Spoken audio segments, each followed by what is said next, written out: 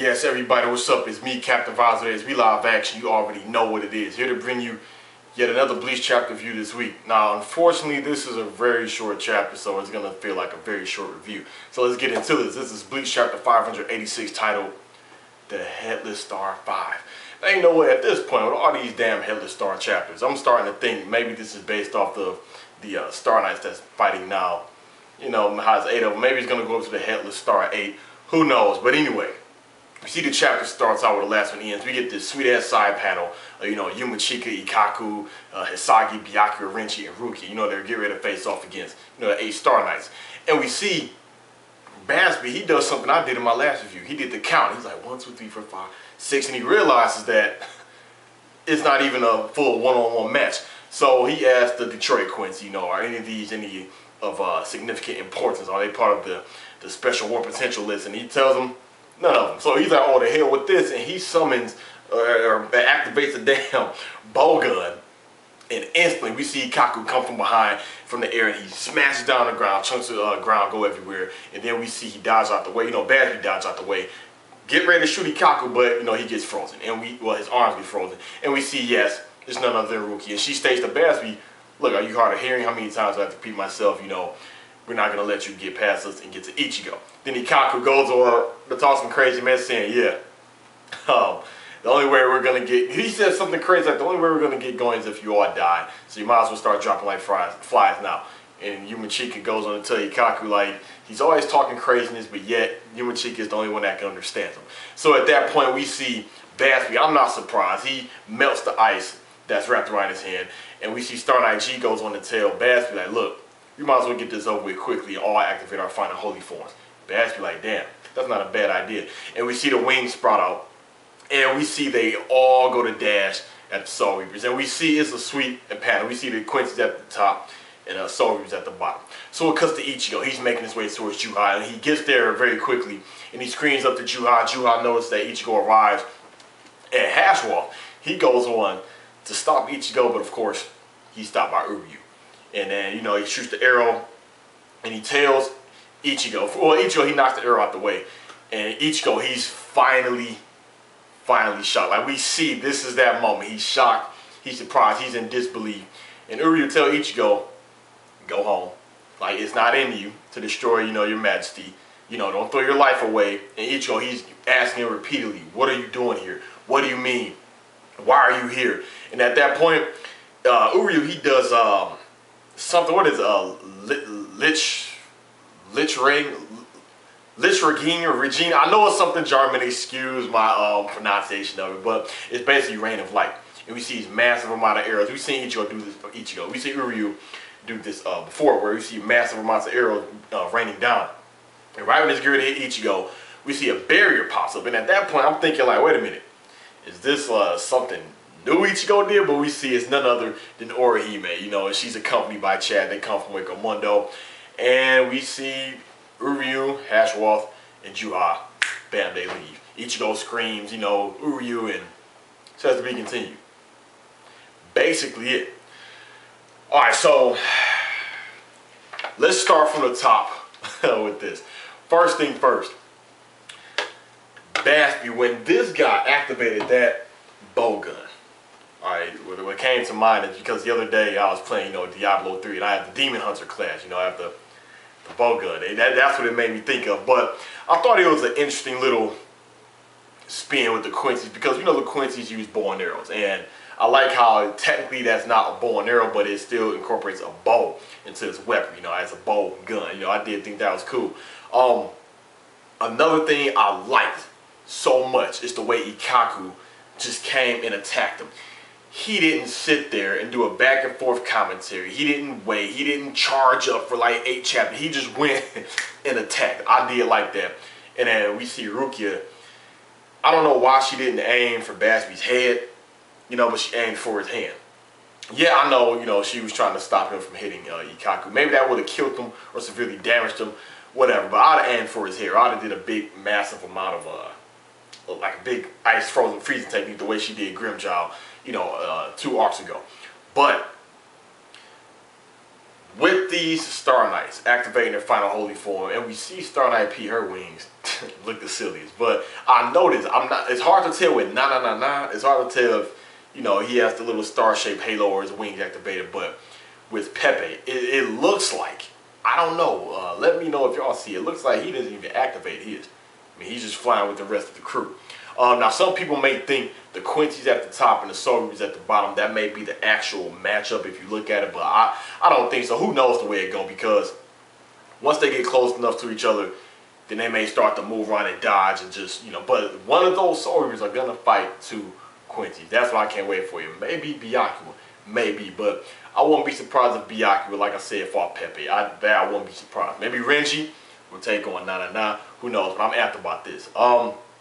Another thing, their final holy forms, man. I gotta say, I was more impressed with the Resurrection with the Espada than I am with these Quincy's, because it seemed like they just get the little star halo in these wings. Yes, I do like the fact that their wings have their own unique design, but other than that, I'm thinking of something. You know, when I was first thinking of this Volstandic and the final holy form, I'm like, okay, the actual, you know, full next form. But I'm guessing if they were to have it how the Espadas did, it'd seem like a continuation of a drawn-out battle. Y'all know how it go. First, they're fighting. Then they realize, uh-oh, I gotta amp it up. When the Soul Reaper goes Shikai. Then there's Quincy like, uh-oh, he went Shikai. Let me use another technique. And then that's when the Soul Reaper, uh-oh, this technique is powerful, let me go Bunkai. And then the Quincy's like, oh, he went Bunkai, let me go Final Holy Form. Or maybe it may go, the Soul Reaper just whooping ass all throughout the fight. And then right when the Quincy's geared to die, he activated his final holy form and the whole fight is extended again. Now that we see this is a 6-on-8, you know, who knows how this is gonna go. I mean, this could be similar to, like I said, when they with the second invasion, also with the fake Katakura Town fight. You know, when the Espada showed up with eyes, and you had that long fight with the Vipers, the Soul Reapers. I mean, it's just matchup after matchup. But anyway, on with Ichigo. Finally finding out that Uryu is with him. I mean, this has been a long time. I mean, I ain't no telling how many chapters ago this was when Uryu,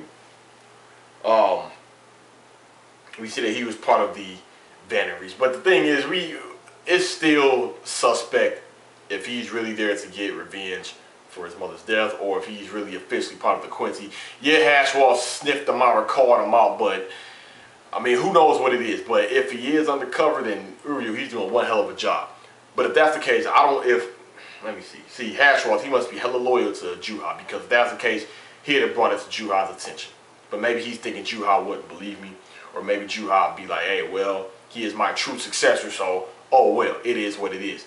But man, I was expecting something different. You know, I was a little disappointed with the way they met up, because I was not imagining, you know, once they finally confronted each other, Uryu would leave. I'm thinking like, damn, I wanted more. I kind of felt cheated. Like, I wanted more. Like, I've been anticipating this more than damn near all the upcoming fights I can think of. So I was just feeling like, damn, this is it. I'm like, what? However, I know for a fact this isn't the last time they're gonna meet again, if that makes sense. Oh no, I know they're gonna cross paths again. I know they are. Ichigo knows where they're headed. So now, I hope now though, I hope now Ichigo doesn't go back into that depressed mindfuck state. I hope he doesn't, because now he's gonna be in disbelief. Like, damn, Uryu, what the hell? I thought we were friends. I can't believe this. But we see where Uryu did that rain of light. First, when he went to shoot the arrow, I don't think that was an arrow, you know, that was a killing shot. I think that was just a stay back shot. Same thing with the rain of light. I mean, I don't think he was really trying to kill Ichigo. But with the return of Orihime and Chad, I was not expecting that. I wish Grimmjow was with them. I mean, damn, that is what I wish. But apparently, I guess he stayed in Hueco Mundo, I guess, cleaning up the rest of the Quincy's that remains there, if there is any. But I think with these two, being here, what I mean by these two, Orihime and Chad, they are going to accompany the Soul Reapers and maybe fight. Now, this right here to me could be very good, and to me could redeem themselves. You know, with Orihime. And wait a minute. And is it me, or does her hairpins look different? Maybe could due to her training. You know, she has on a new outfit. Chad, he on this cool looking outfit. But this would be good for Chad to fight one of these Star Knights and defeat him. And he should be very lethal to the Star Knights because he's hollow. You know, he got the Fullbringer ability. And Orihime, well, I'm guessing she's Fullbringer, but at the same time, the Fullbringers never tried to recruit her, so who knows? But anyway, that's a whole nother topic. But this could be very good for Orihime and Chad as characters. But first, I think next chapter, you know, they're all three are gonna talk about it, like, oh my God, we can't believe Uryu, like, what the hell? And then that's when they're gonna go help the rest of the Soul Reapers. What Ichigo's gonna do, I think he's gonna rather do two things: figure out a way to make his way back up to the Royal Realm, or he's gonna go back and assist the Soul Reapers. But I kind of want to see that, but I don't. I want to see, you know, these other characters, you know, see how much stronger they've grown to really get put up to a challenge. We see that how it went with Rukia. We see how it went with Renji. Byaku, I'm really curious about this. Same thing with Hisagi. Let's see what this Bunkai can do. And Ikaku, let's see how much he's trained. Let's see if his Bunkai has gotten any stronger. Let's see if Yumachika will see if he has a Bunkai. Or if not, let's see if his Shikai will be very effective. But overall, that's about it, all I got for this chapter review, Elite. So like I said, short chapter, short review. The whole chapter overall is pretty okay. I just wish when they finally met, it went out into a whole another, you know, conversation, you know. But I'm guessing now Ichigo's main focus is to stop Jugai naturally and to get answers from Uryu. I think right now that's his main objective. Grimjaw, what is he doing? Who knows? Urahara, what the hell? Freaking, oh man, what's his name? Mayuri. I guess he's just straight chilling, asking Naklavar. Another thing with him.